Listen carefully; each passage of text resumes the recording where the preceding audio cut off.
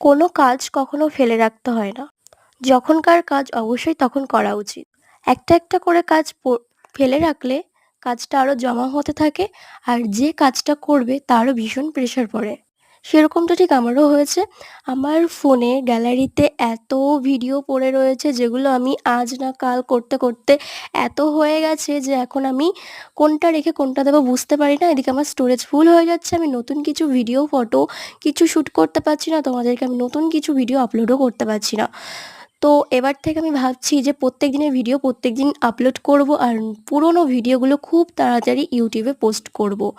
তো আজ গিয়েছিলাম হচ্ছে দাদার বাড়িতে। দাদার বাড়ি গিয়ে রাত্রিরে দেখি যে দাদার বাড়িতে পুরো নার্সারি হয়ে গেছে। বিভিন্ন রকম ফুল ফলের গাছ ভর্তি একটা নার্সারি বলা যেতে পারে।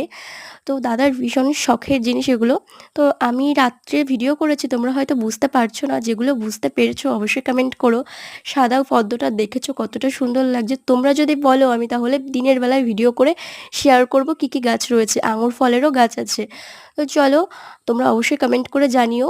তাহলে আমি তোমাদের মতো করে ভিডিও করার চেষ্টা করব। চলো।